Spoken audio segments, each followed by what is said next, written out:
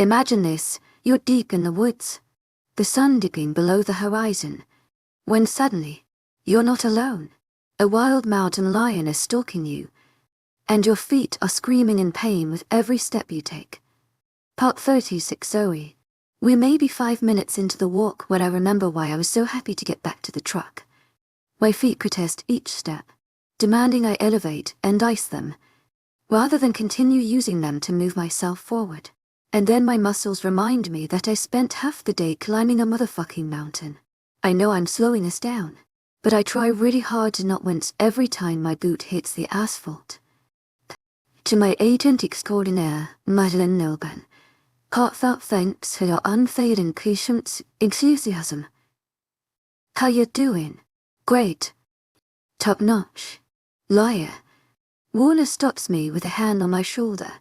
Your feet are killing you, aren't they? I try not to groan or sink to the ground. They might be staging a slight protest. Climb on my back. He crouches down, offering me a tempting ride, but I wave him away. No, I'm fine. Picking my foot up high. I start a dramatic march, but the second my boot sole hits the ground, a variety of pains shoot through my foot, and I gasp at the shock. Totally fine. Warner deadpans. But maybe you could humor me. I'm tempted. I can feel myself giving in. But, before latching myself to him, I announce my insecurity.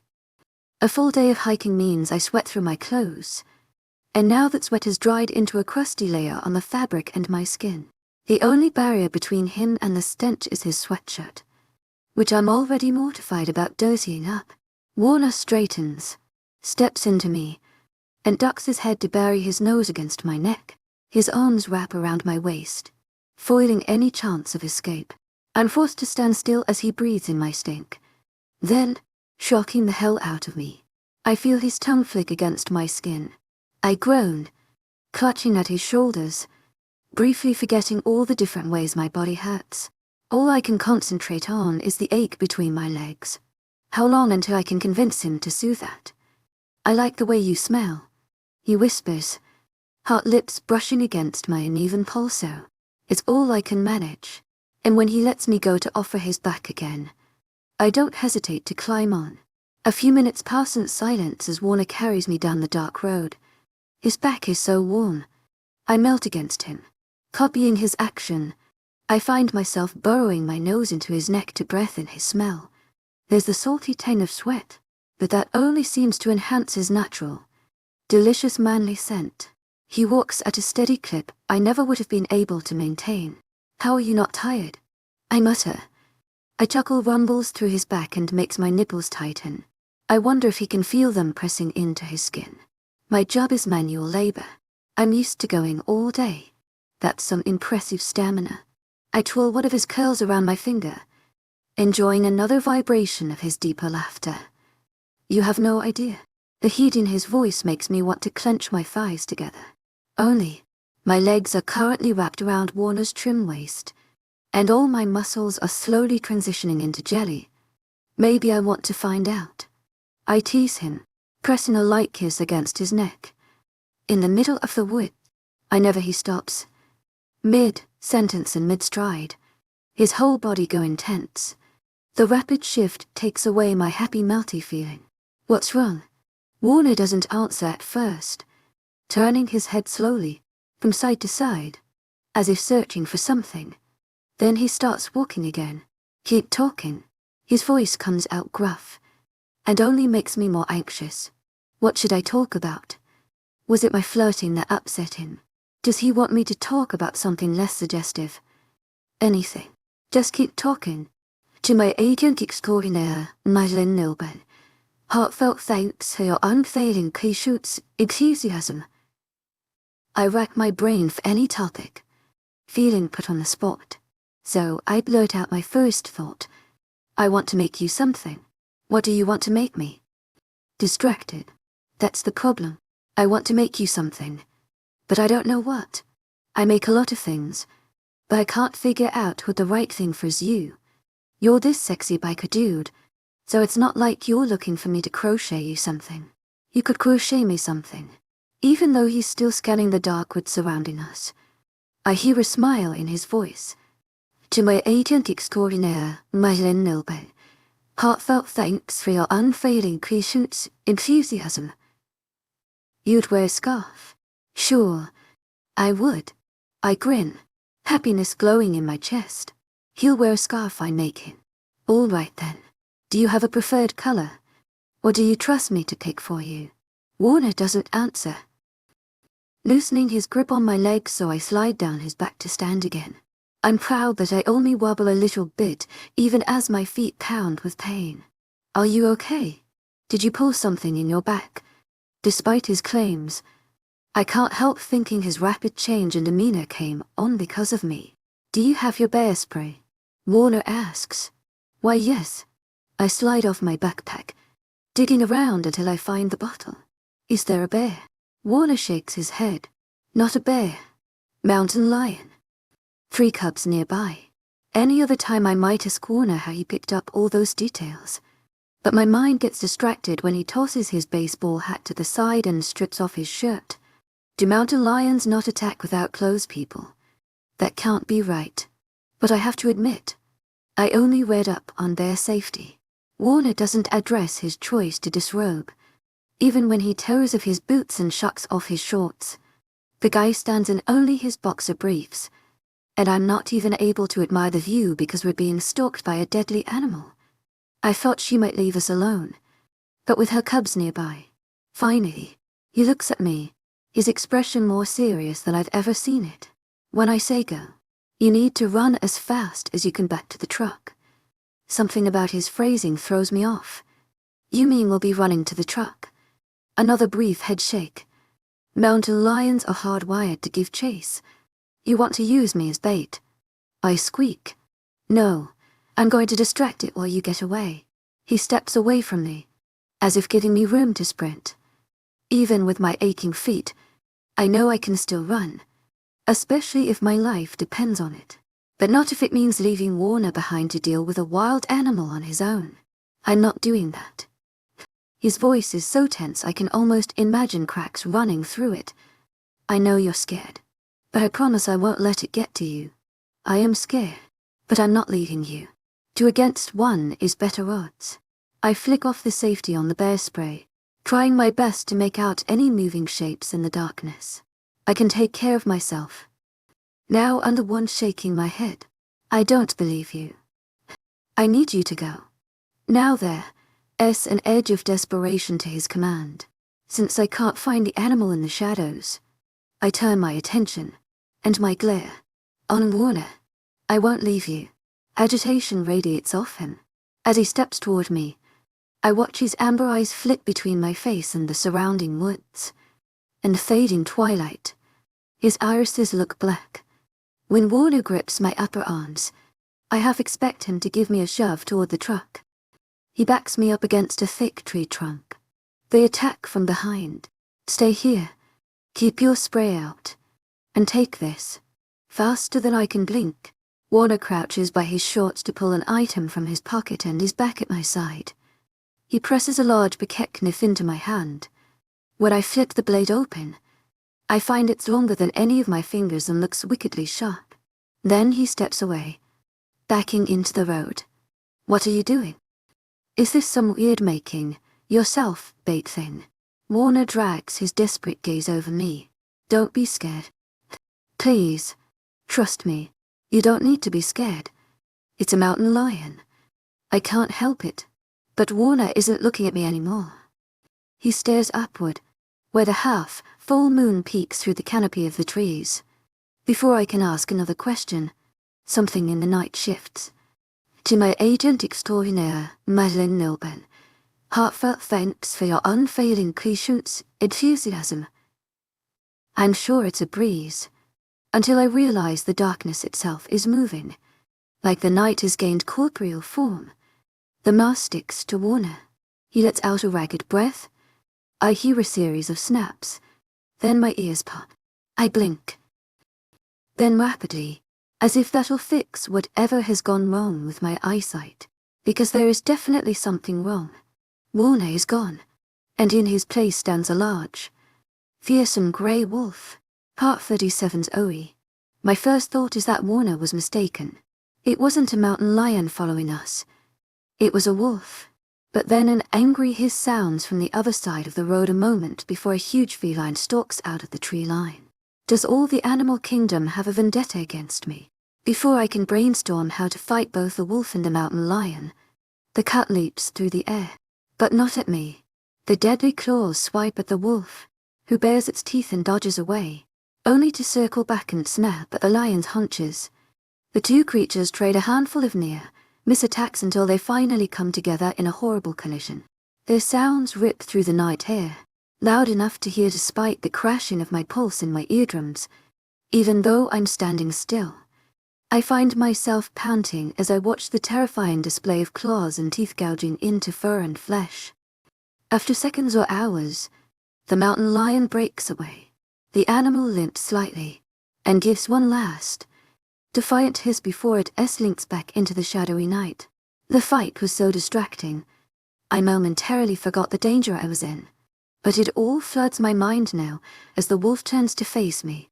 The creature approaches slowly, stalking me even though I'm in the open. As it reaches the edge of the road, I remember the bear spray I'm clutching. When I raise the bottle, the wolf stops. Then, shocking the hell out of me, it lowers its head and offers an almost apologetic tail wag.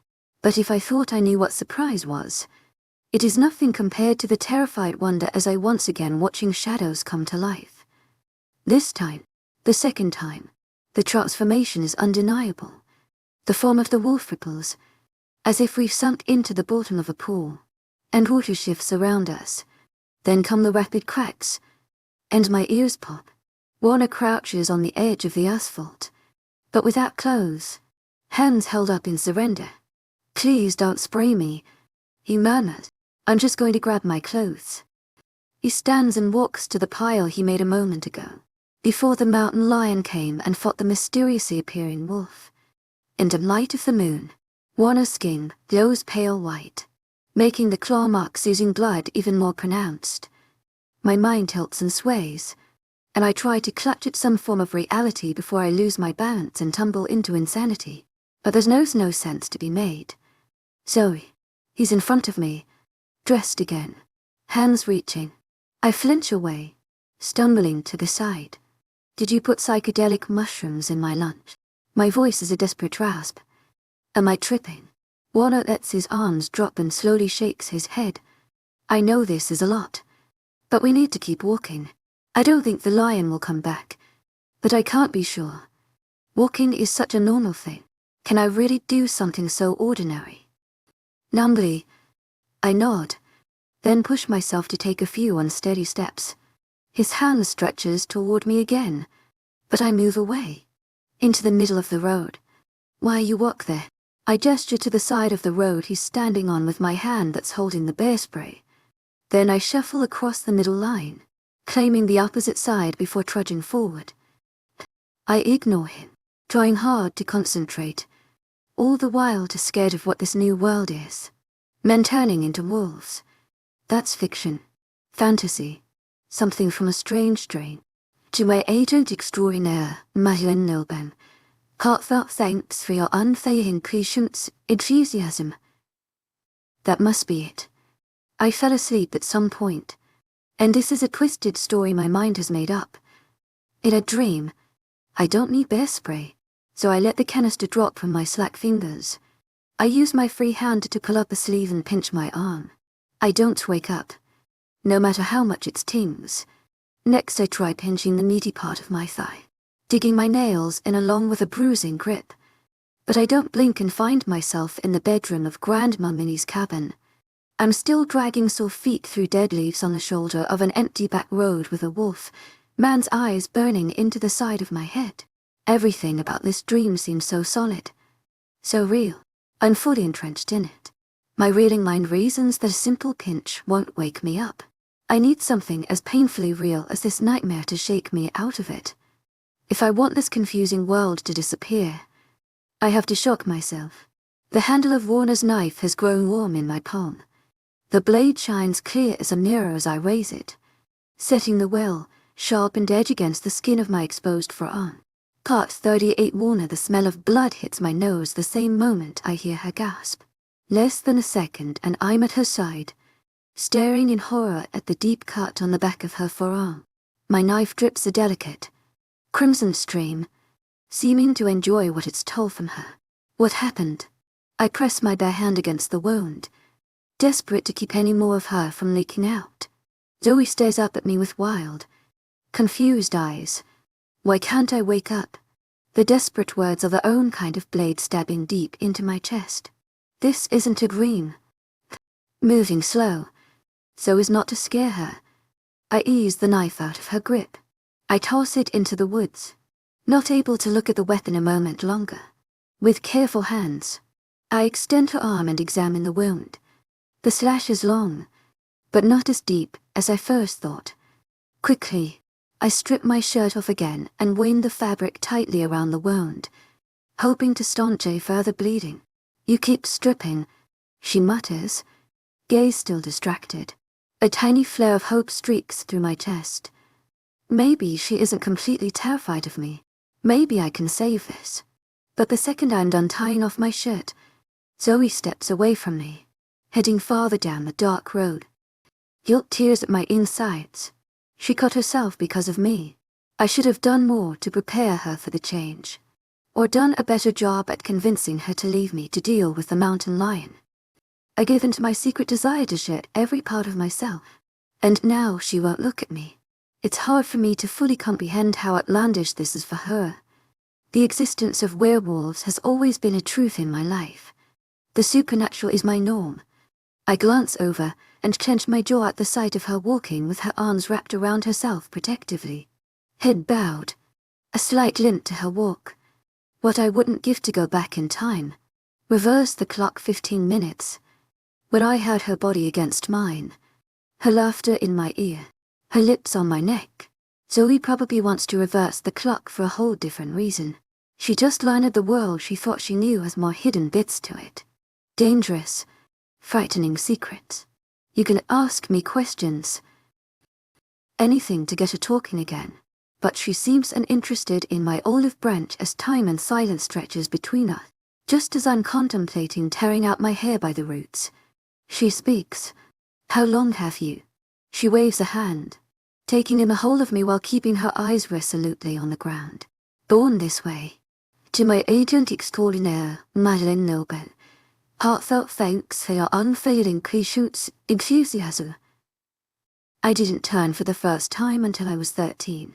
A whole other level of puberty. Instead of engaging, she moves on to the next question. What do you eat? Well, I'm not a vegetarian. She doesn't laugh. Not even at which at the corner of her mouth. I try not to sigh. Nothing out of the ordinary.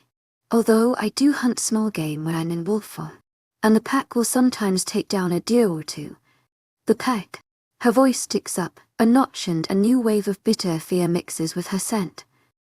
Probably shouldn't have revealed there's more than just one werewolf roaming Pine Falls.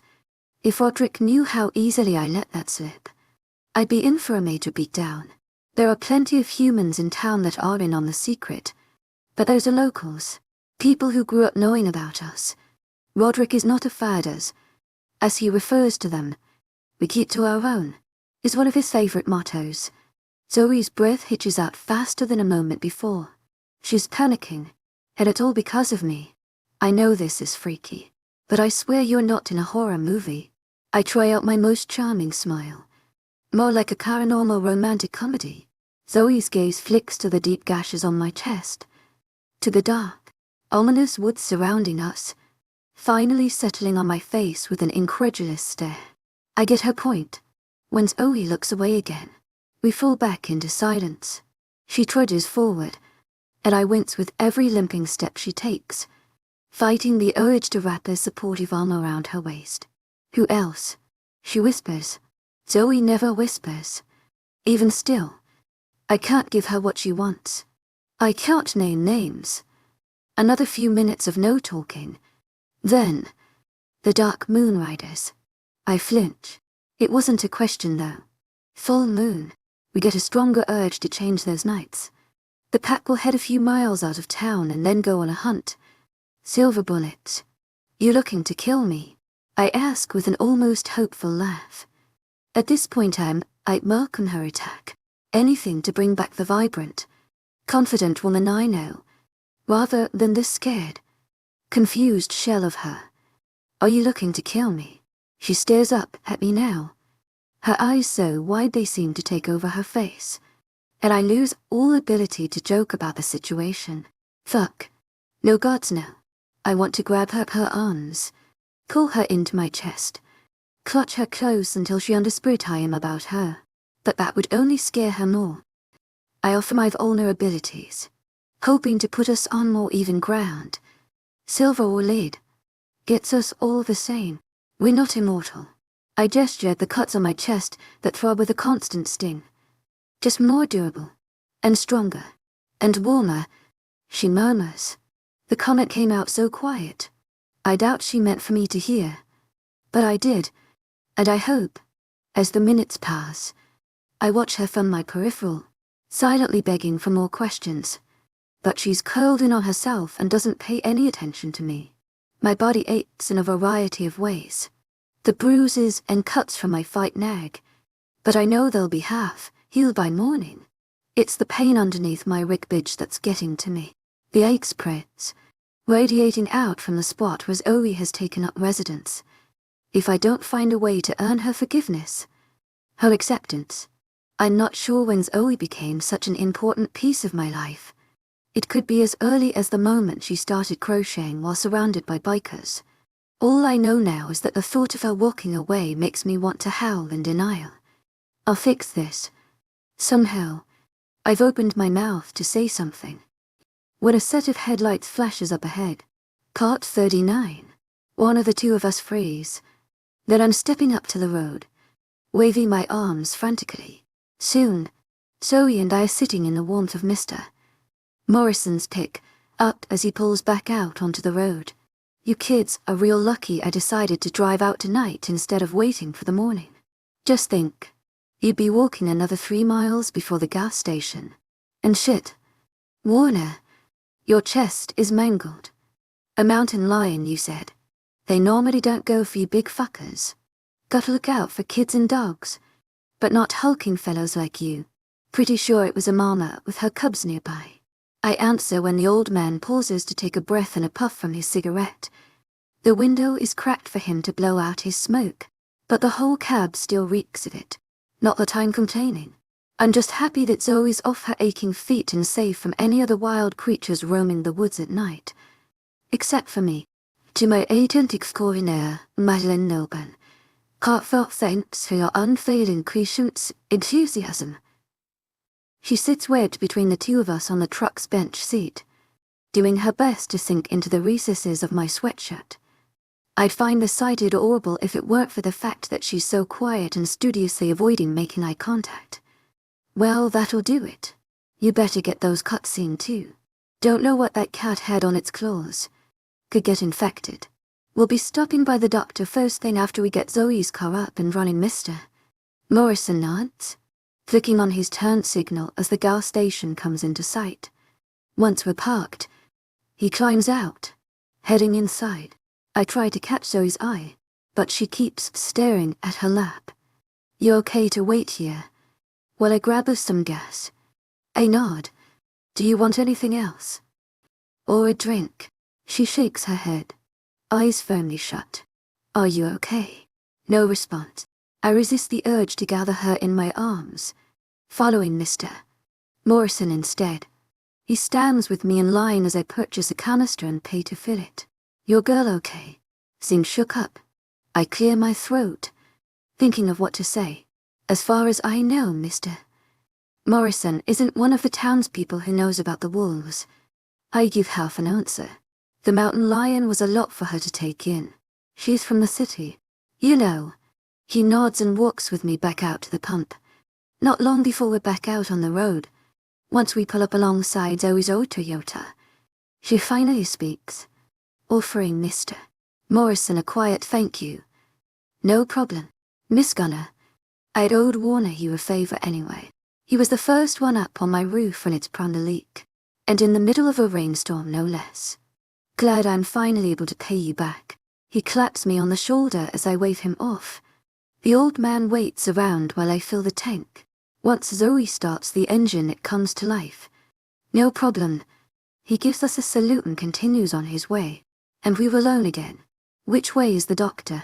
Is the first sentence Zoe speaks to me since we got back in her truck a half-hour ago.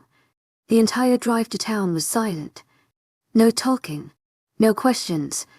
She didn't even flip on the radio. Ignoring my growing apprehension, I tried to let Zoe have her space. Her sense of safety. Hearing her voice now is a soothing balm. At least I still exist a little bit to her. And she hasn't pulled the truck over and run away screaming. You'll want to head down Main Street until you get to the corner the wild rabbit is on. Then make a right. She nods, bringing the car to a stop at a red light. No other questions come, but I'm jittery with the need to fill the void. And my mouth moves on its own. I've met most of the nurses and doctors that work at the emergency clinic. They're all nice. They'll have you stitched up in no time. Zoe blinks over at me, drops her gaze to the arm I clumsily wrapped for her earlier, then flicks her eyes to my chest. I thought we were going for you. The toneless way she speaks ramps up my anxiety, but I cover my worry with over-enthusiasm, grinning wide as I reassure her. Don't worry about me. This is nothing. I wave a dismissive hand at the claw marks. They'll be healed up in a day or two. The light changes, but we don't move forward. Zoe stares at my chest as if it's a puzzle she can't solve. The light's green. I keep my voice gentle, afraid to startle her. She shakes her head, but still wears a dazed expression as she accelerates. We get halfway down Main Street before she parallel parks in front of Sawdust and Supplies. What are you doing? You said you didn't need to go to the doctor. She mumbles, eyes on her hands. I don't, but you do, and I'm not sending you there on your own. Her forehead drops, coming to rest on the steering wheel. The dejected curve of her body screams exhaustion, and I silently curse myself for not insisting on driving. I thought she'd prefer to have the control of being behind the wheel. I climb out of the truck, close the door behind me, and circle around to the driver's side. Zoe barely turns her head when I pull her door open. She stares at me blankly as I unbuckle her seatbelt. Scoot over. Part 40 Warner. She follows my order slowly, as if navigating through quicksand. Once she's situated on the passenger's side, I take over driving the rest of the way. Our time in the emergency room is surprisingly quick, without anything to hide my scratches. The nurse on duty insists on disinfecting and wrapping the wounds before handing over a T-shirt with their logo on it. I let her, especially because getting worked on means I stay close to Zoe as she has her arm stitched up. But, with us being the only two at the clinic, we're treated fast and it's not long before I'm driving us to the gunner's cabin. Only once I've parked do I realize Zoe has dozed off. I'd like to think she fell asleep because she's so comfortable in my presence. But this is pure exhaustion. She doesn't twitch. I walk around to her side of the car, cupping open the door. Her head lolls to the side at an angle that'll give her major neck pain if she stays in that position much longer. Again, I try to rouse her. We're home. You ready to go inside? Gently, I smooth my hand down her arm. She stirs, shifts, then settles again on the old leather seat. Clearly, Zoe is already in bedtime mode. My fingers smooth stray hairs away from her closed eyes. Do you mind if I carry you inside? You can keep sleeping. I'm not sure if I expect a response or not. I don't like the idea of hauling her around when she's likely to wake up terrified that I'm touching her. But she needs to get inside somehow. Just as I've braced myself to give her a firmer shake, she tilts her head up, eyes opening halfway to reveal blurry, unfocused pupils. Don't eat me, she mutters, just before her hand reaches to clutch at my shirt. I don't know whether to laugh or wince. Either way, when her fingers curl in the material at my chest, I take that as acceptance of my offer. With my supernatural strength, Zoe's weight is easy to handle. I support under her knees with one arm and pull the top half of her close to my chest with the other. The shape of her feels exactly right, and I suddenly walk away from the house rather than toward it. I could spend the entire night carrying her around, just to enjoy the feel of her luscious body against mine. But I've pushed my luck way past the acceptable marker tonight. If I have any chance of winning her over, the best thing is to get her into bed where she can sleep off the shock of everything that's happened. As we approach the front door, I hear deep, warning barks. Not even Bruce's call is enough to wake Zoe. She's completely relaxed in my arms as I fumble with the keys in the lock. The minute the door is open, Bruce is there sniffing my leg. Once assured I'm a welcome guest, he passes by, trotting into the front yard. I leave the dog to take care of his business as I head toward the master bedroom, using my superior night vision to navigate without turning on any lights. The old mattress squeaks as I lay Zoe down on top of the quilt. She turns into the soft surface, eyes never opening. Maybe I should leave her now, walk out the front door, but she's still dressed for hiking, smelling of sweat and blood. I don't particularly mind the scent, but I imagine Zoe won't be too comfortable spending the night in her boots, coated in grime. With business-like motions, I untie her shoestrings and tug off her boots, setting them on the floor beside the bed. Taking a trip to the bathroom, I soak a washcloth in warm water, then return to Zoe's side. After wiping her face, neck, and arms, I decide I've gone as far as I should, not wanting to cross more lines than I have. There's an extra quilt at the foot of the bed, which I unfold and drape over Zoe's prone form. I'm just tucking in the edges, with her eyes flutter open to land on my face. Was it a dream?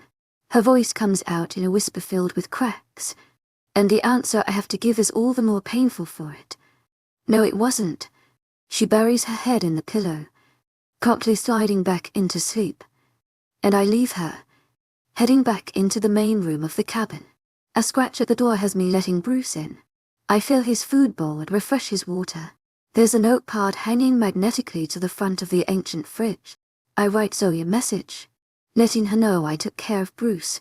My hand pauses before the next sentence. I want to write call me when you wake up. But if she doesn't call, does that mean we're done? I'm selfish, not wanting to give her such an easy out. We can get through this. It's not the end. I write, feel better, as I step out into the cool night air. I try not to panic at the memory of Zoe's vacant stare. Will she ever see me the way she did before today? Or am I just a monster now? Part 41's Zoe. The dark river pulls at me. The current isn't as strong as it's been in the past, but the pressure is there, dragging me down. My limbs feel heavy as I crawl from my bed to open the back door and let Bruce out. I sit at the dining room table, and an hour passes without my fingers lifting to work on anything. I stare a lot. I sleep a lot. With no immediate deadlines, I don't bother going into town to work, but I take my medication, a small floating log that helps keep my head above water. And over, I remind myself of one thing. I am not crazy. One, as I stare at the teapot I haven't added water to, a thought creeps into my mind. If I don't check in with my brothers soon, they'll think something is wrong. If they think something is wrong, they'll try to save me. Do I need saving? A spark of anger flares to life, inspiring me to light a burner on the stovetop and set water to boil. I am not some damsel in distress. I do not need saving.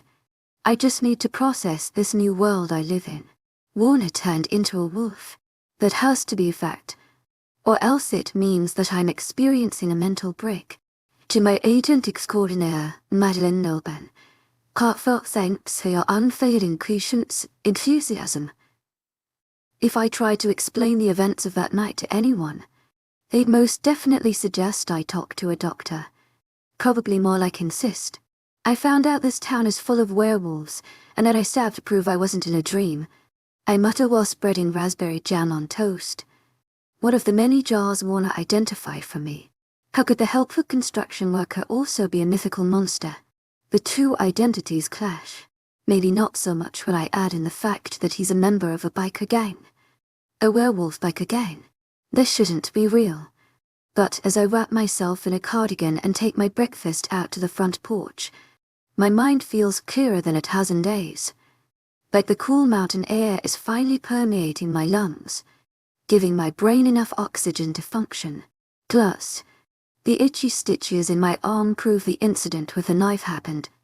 Then there's the short note from Warner about feeding Bruce, which proves he was here that night. I was not dreaming. That werewolf. Seriously. Bruce snuffles in the dewy grass. Investigating scents only a dog can't smell. Or a wolf. The warmth from my mug presses into my palms, driving away stiffness in my joints. Slowly, conviction creeps through me, pushing at the dark doubt that threatened to pull me under the surface of that inner river. To my agent extraordinaire, Madeleine Nilben, heartfelt thanks for your unfailing patience, enthusiasm. Time to prove that the events of that night are exactly as I remember them. The best way I can think to do that, other than storming into Warner's apartment and demand he transform again, is to call my mother. No way could someone as determined and curious as Selena Gunnar spend 18 years of her life in this town and not know about the supernatural creatures living here. Problem is, when I head inside and pick up the old rotary phone, there's no dial tone. You've got to be kidding me. I set it in the cradle harder than I meant to, then snatch it back up to hold against my ear. Nothing. Growling and muttering about shitty old cabins with questionable wiring. I pocket my cell phone and head out the back door. Bruce lumbers along at my heels. When I reach the treehouse ladder, he plops down with a sigh, content to have found a new napping spot in the early morning sun. I climb up, lifting myself through the hole in the floor. After performing a quick sweep for spiders, I settle on the weather, worn boards and pull out my phone. There are 2 whole bars of service. Lucky me. And of course, as soon as those little bars of service appear, my phone starts pinging like it's gone to a rave. Text after text after text. A whole array of phone calls and voicemails. Quickly, I read and listen to them all, discovering I was right. Another day of radio silence and I would have had a family reunion with the Gunner boys. Briefly pausing my mission, I hop on the group text, assuring them that I am in fact alive and not in need of an intervention. For immediate responses, like they don't have loads of jobs. Guess I did worry them. After a few more reassuring messages, I make the call I climbed into this tree for. My mom picks up after the second ring. Sweetheart, I've missed your voice. And you're calling from your cell. You must be in town. How is it there? Found a good place to buy a cup of coffee. When I was a teenager, Mom. Stop talking. That came out with more bite than I meant. But after my discovery, and this nagging worry about my mental health, I'm finding it hard to be happy-go-lucky. Besides, if I didn't cut her off, she'd go on for another 10 minutes with barely a break for breathing. What's wrong? At least she knows I wouldn't snap for no reason. To my agent extraordinaire, Madeleine Nilben, heartfelt thanks for your unfailing patience, enthusiasm. I didn't mean to yell. It's just, different words play across my tongue, trying to fit themselves into the right question. I'm assuming that having grown up in Pine Falls, Mom would know about the wolves. But wouldn't she have told me if she did? And if she doesn't know, she'll probably think I'm losing it. Down here alone in this cabin. Then she'll tell my brothers, and there'd be no stopping them from migrating down here en masse. Still, my need to solidify the truth overrides the experiment to distance myself from my family. When you lived here, did you ever notice anything strange? You're being vague. Sweetheart, it's making me worry. A frustrated sigh gusts out of me, and I consider a different angle. A few days ago, the truck broke down outside of town. When I was walking, a mountain lion attacked my friend and me. A gasp filters through the phone. Are you all right? I'm fine. The mountain lion didn't touch me. I conveniently leave out the part where I decided to wound myself. It didn't get cons too. That's a relief. How did you get away? I take a deep breath. A wolf saved me. The truth of that statement rings through the small tree, top enclosure. Up until this moment, I hadn't allowed myself to fully examine what happened. The giant mythical creatures are a real block. They'd kept my mind from remembering that my life had been in danger. And Warner saved me. I might be dead if he hadn't transformed into his other shape. Warner revealed a terrifying, secret part of himself to rescue me. Are you saying one of the werewolves fought off the mountain lion? Part 40 to Zoe. My mom's question might as well be a defibrillator, shocking me back to the present moment. Silent seconds sit between us as my lungs struggle to pull in air. Then I'm gasping. You knew. If this treehouse were any bigger, I'd stand up and pace. But all I can do is pound the floor with an angry fist as disbelief has my words coming out choked. You knew there were werewolves. To my agent extraordinaire, Madeleine Noban, heartfelt thanks for your unfailing patience, enthusiasm. I did. She could be discussing the weather or a mildly interesting work story from the nonchalant tone she uses to flip the whole fucking world on its side. To my agent extraordinaire, Madeleine Noban, heartfelt thanks for your unfailing patience, enthusiasm. What do you mean, of course? Sweetheart, there's no need to worry about them. I clutch my head, trying with all my might to keep my brain from exploding. Werewolves are real. Supernatural creatures are living in Pine Falls. And you didn't think this was something you should share with me. By the last sentence I'm back to shouting, because this is what my family does to me. With the rest of the world, I can keep a cool, logical head, but put me in a room with another gunner. And soon I'll be hollering until my throat is hoarse. I did tell you. No, you sure as hell did not. To my agent extraordinaire, Madeleine Noban, heartfelt thanks for your unfailing patience, enthusiasm. I did. The werewolf stories were your favorites when you were younger. Maybe I am. Losing my tether to reality. Seems like that trait runs in the family. Mother.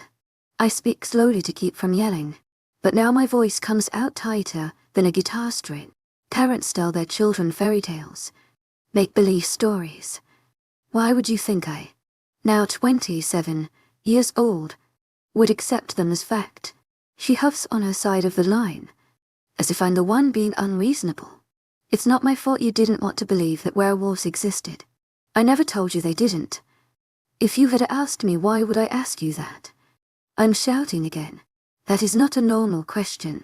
Sweetheart, you know I'm all for dramatics, but I really think you're overreacting. That's the final push. There is a precarious balance between horrified disbelief and manic hilarity. My mom has always been a master at upsetting my scales. I laugh. I laugh as if I'm dying and this is my last chance to find something hysterical. I laugh to the point of tears and gasping. I laugh because I can't contain the the maybe absurd loud I have for my outrageous mother. She's too ridiculous to stay at. So I laugh. The phone slips out of my hand at some point, probably when I curl into the fetal position to keep my ab muscles from cramping. The device lies on the treehouse's floor, a foot from my head, and I can hear my mother's voice calling out from the speaker. Zoe, sweetheart, are you still there? I reach for the phone, pressing it to my ear. Yeah, Mom, I'm here, and you swear you're not hurt. Werewolf saved the day, like I said. And now I'm thinking about Warner coming to my rescue, right after he stripped down to his briefs. Guess that last bit of fabric tore off like Hulk's shirt when Warner shifted. The replay of the fight flashes through my mind, and my humor fades as the memory of claws and teeth and blood. I'm not hurt, not really, but he was sporting some major lacerations. And what about infection? Can werewolves get sick? Can they catch rabies? I open my mouth to ask my mom, but then slowly close it. For some reason, getting intel from her almost seems wrong. If I want to learn about werewolves, I should go straight to the source. That is, if you'll forgive me for treating him like a pariah after he saved my life. Well, you were lucky one of the pack was nearby. They tend to only hang around their own kind. That spikes my curiosity, but I've already made my decision about who to bring my questions to. Maybe if Warner refuses to talk to me, I'll reconsider pumping my mom for info. But right now, I have some groveling to do. I know. I was lucky. I'm sorry. But I have to let you go, Mom. I need to meet up with someone. Wait. She pauses for a stretch. How are you feeling? Mom clears her throat. To my agent extraordinaire, Mythical Nilben. Heartfelt thanks for your unfailing patience, enthusiasm. I mean, you're okay. Her hesitation speaks to how worried she is for my mental well-being.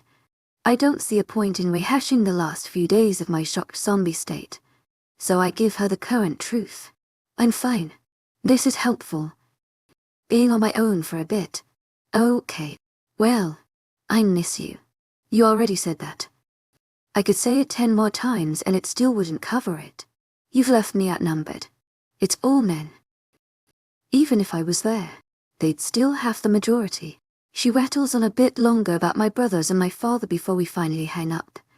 As I climb down from the treehouse, my brain is already strategizing. Guilt sits like a heavy muck coating my heart. The way I reacted, maybe it would be understandable to some, but I've prided myself on how open-minded I can be. That night, I treated Warner like a freak. The need to apologize tugs me toward Pine Falls, but I resist the urge, instead returning to the cabin. Words aren't enough to make this right. He needs to know I'm not saying some empty platitude. Plus, there's the whole thank you for saving my life situation. That werewolf better brace himself for a gunner apology. Part 43's I'm wearing a dress, which means I shaved my legs. Do werewolves care about shaved legs? When you're 1 second away from a pelt, does a little stubble really matter? Still, I like the smooth feel of them rubbing together. After working out my apology, I decided to put effort into my appearance. These past few weeks, a good day was when I showered and wore a clean pair of jeans. Most of the time I'd just throw on some leggings and a t-shirt because I knew I'd get dirty. But today, I'm not sorting through my grandmother's dusty belongings. Today I am apologizing to a werewolf. Just as soon as I find him, a little bell jingles as I walk into sawdust and supplies. There was no answer when I knocked on the side door that leads up to Warner's apartment, so I'm hoping to find him helping out behind the counter. But the only Jameson around is Rebecca, who's stocking light bulbs on a front shelf. You need something? Yes, I'm looking for your son. She turns to me with a raised eyebrow. Have you lost him? In a way. I breath through my guilt. As more and more time passes, and as I walk in the radiant sunshine of the day, the crippling fear from that night seems even more ridiculous. Well, not the terror at being attacked by a mountain lion. That's completely reasonable.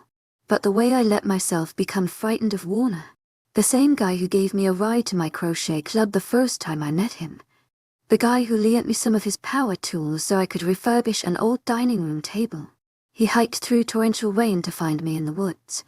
He fought a mountain lion for me, the man who's more likely to smile than scowl. After the way he held me, the way he kissed me, and I treated him like a dangerous animal on the verge of attack.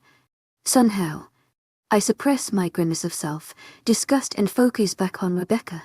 I wonder if I should explain exactly why I'm looking for him. If Warner was born a werewolf, and my mom knows about them, no doubt Rebecca does too.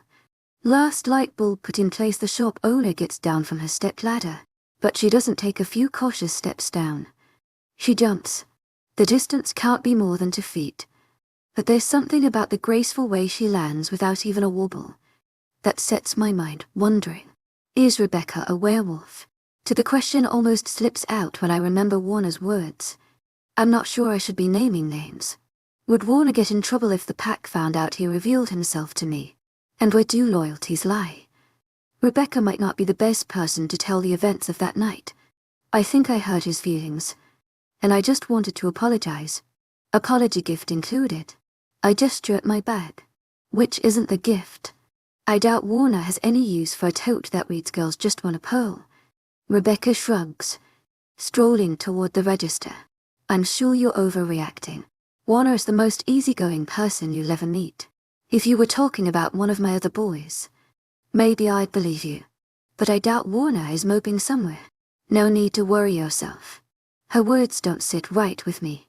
Is that how she sees Warner? To lay back to ever get hurt by anything? Still, I wonder, am I blowing this out of proportion? I dismiss the thought. No matter his reaction, I know how I acted toward him was wrong, and I need to tell him that. Either way, I'd like to apologize. Rebecca watches me with an unreadable expression before answering. Well, he's not here. Not sure where he's gotten off to.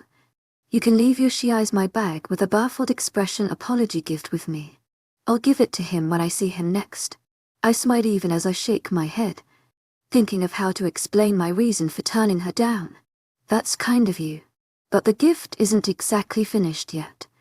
At her raised eyebrow, I add, plus, they are the words that I need to say.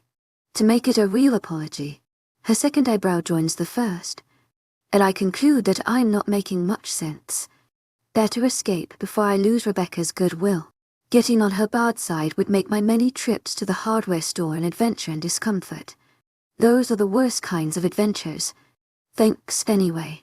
I'm sure I'll be in soon. Almost out of stain. Waving over my shoulder, I head back out onto the street. Fingers crossed I try knocking on Warner's door again. Still no answer. I could text him, but selfish me doesn't want to give him a chance to avoid me if he's her torment after how I treated him. This is an ambush apology. He will know how sorry I am. Then, to my agent extraordinaire, Madeleine Nilben, heartfelt thanks for your unfailing patience, enthusiasm. He can cut me out of his life if he still hates me. A surprisingly large pit of despair oils in my stomach as I consider the idea. When did Warner fuse himself so thoroughly with my happiness? He's basically a supportive ninja, sneakily helping me until I come to rely on him.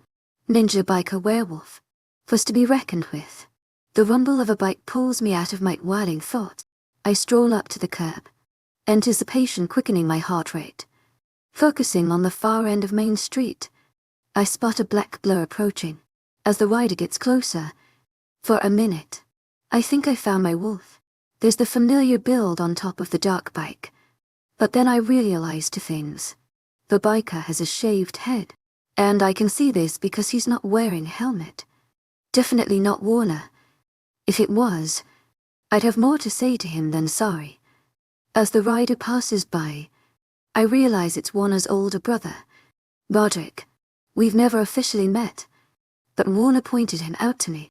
The brothers are shaped similarly with broad shoulders and life forms. Roderick has a couple of inches advantage, and his sheared hair paired with a perpetually stern expression sets him firmly in the intimidating biker category. Good thing I've decided to never let men intimidate me. Plus, there's something about the way he holds himself that's familiar.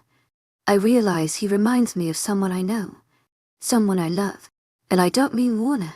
Roderick pulls into the gas station a block down. I head his way, certain he's my next best lead. As I walk toward him, I consider my approach. If I'm right, then Roderick might share a similar personality with my oldest brother.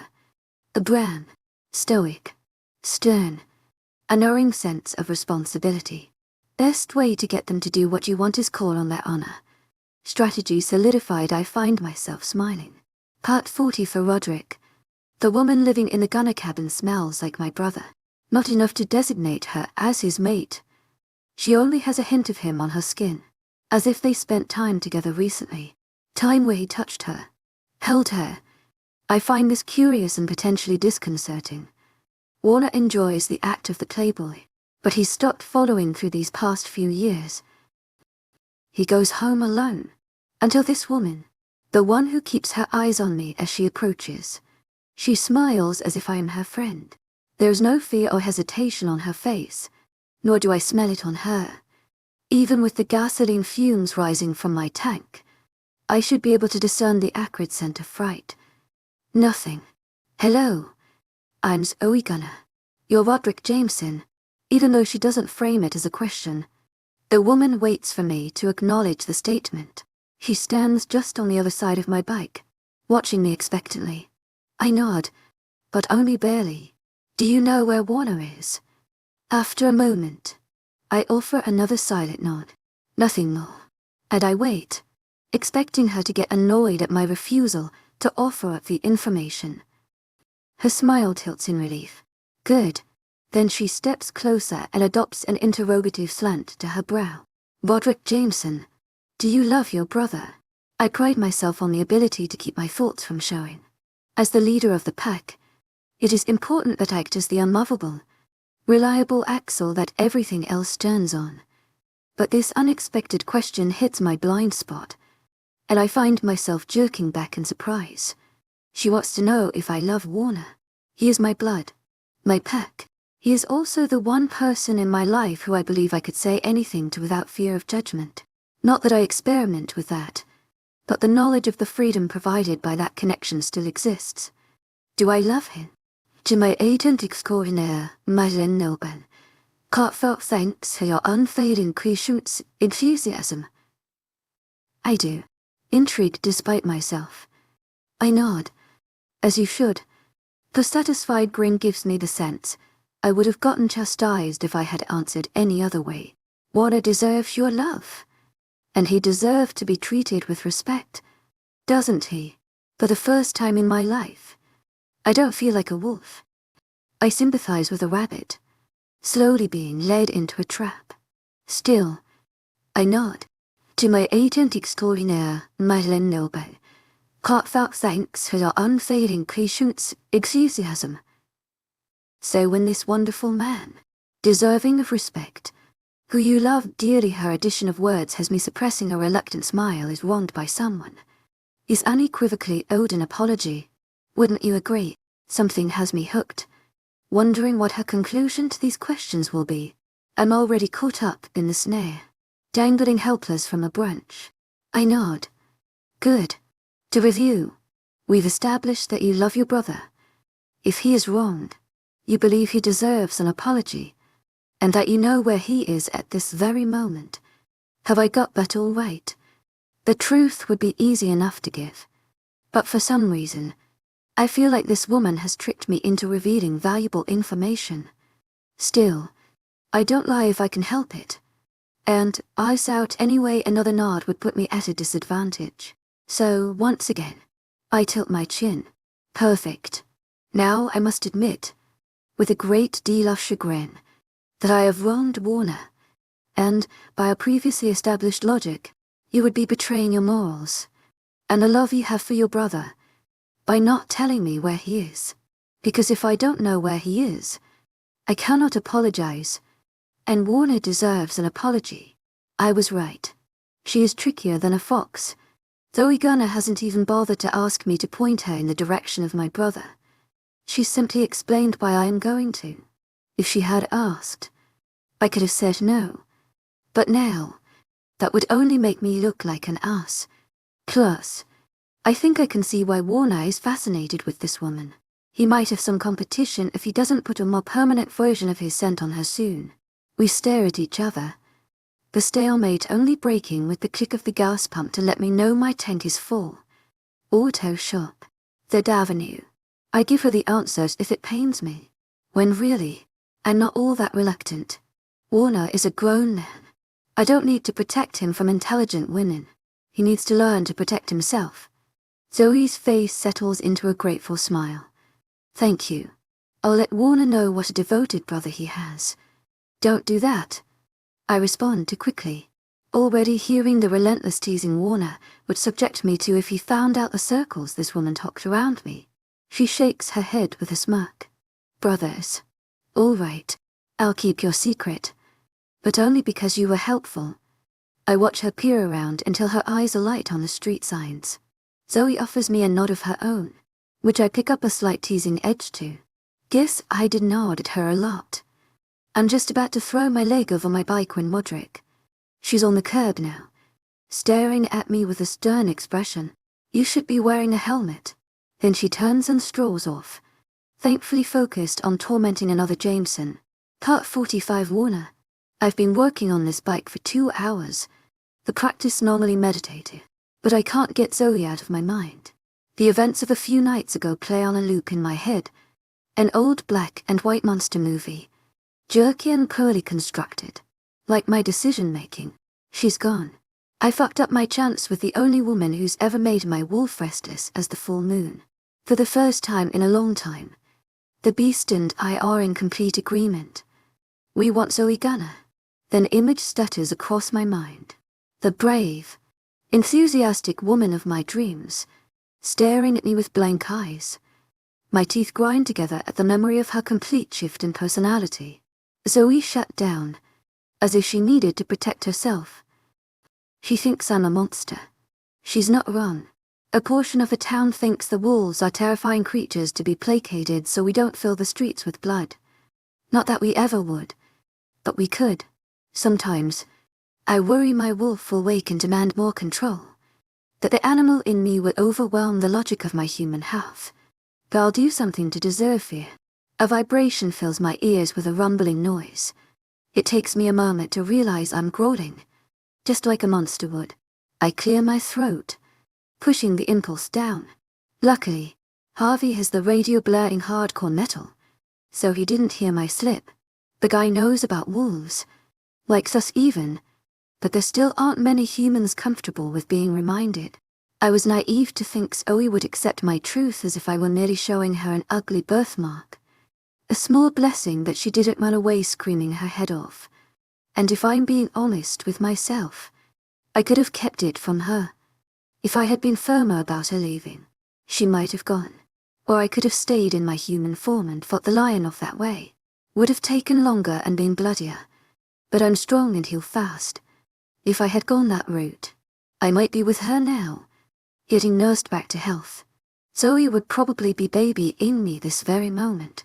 Maybe kissing my bruises to make them feel better, while scolding me for being stupidly reckless.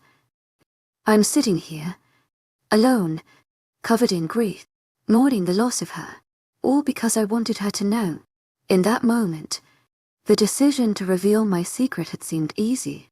Certain the connection I could almost see between us must mean something, that she wouldn't cringe from me but accept where I am with open arms and her excited smile. Sometimes, I can be completely dense. Also, sometimes, I hallucinate, because there's no way that Zoe just walked into Harvey's shop, especially not looking like that. The woman I know wears sweatpants, maybe jeans, and paint-stained shirts or possibly a soft sweater. Zoe does not wear dresses. Definitely not white ones that hug her waist and have trails of copper buttons down the front. The material sways around her thighs, showing off a set of legs meant to make a man fall to his knees and crawl behind her in the hopes of catching an ounce of her attention. And so I know. This cannot be her. It's impossible she'd come into this shop with her honeyed hair down, curling softly around her shoulders. One small section is pulled away from her face with a glittery clip. This can't be her, because that would just be cruel. But the world is often cruel, which I know for a fact when, over the scent of motor oil, I finally pick up on that lovely tease of earthy maple, Ness. A loud clang reverberates around the shop, and I realize I dropped the wrench I was holding when my hands went slack. The flesh and bone and temptation incarnates always starts at the sound, her eyes finding mine. What the hell is wrong with you, boy? Harvey rolls out from under the car whose oil he's been changing. You throw my tools around, and I'm gonna kick your ass out of my shop. I'm sorry, sir. Zoe steps around the front end of the car, coming into Harvey's view. That's my fault. I think I surprised him.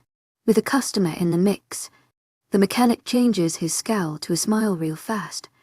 Well, hello there. I didn't hear you come in. How can I help you? Harvey stands up, all 6'3" of him. He's an intimidating figure, still sporting a good amount of muscle leaving in his early 60s. But Zoe doesn't step back. She just tilts her head and smiles up at him.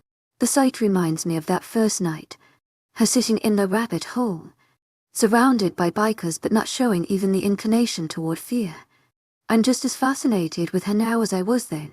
If she came here to tell me to leave her alone, she's making the experience good and torturous. Does she know I've been running the perimeter of her property each night? I needed to know she was safe, and that she hadn't packed up to leave. The fuel gauge in my truck is broken. Would you mind taking a look? To my agent extraordinaire, Madeleine Nilben, heartfelt thanks for your unfailing patience, enthusiasm. She's not here for me. Zoe was probably just as shocked to find me in this shop as I was to see her walk into it. Sure, ma'am. You parked out front. Yes, thank you. I expect her to lead him toward the door. She steps farther into the shop, closer to me, but the main reason I came to your garage was to talk to Warner. Would you mind if I took a moment to do so? Harvey's eyes go wide as he glances between the two of us. Luckily, he's not one to pry. Sure. Give me your keys, and I'll see what I can find while you talk. That would be perfect. Zoe rummages in the bag hanging on her shoulder until a clinking of metal sounds out. She hands the keys over, then strolls across the shop toward me. Harvey gives me a final incredulous stare before heading outside. Then we were alone, and I experience one of the rare moments in my life where words don't come easy. I should apologize, but before I can figure out what words to say, Zoe takes over.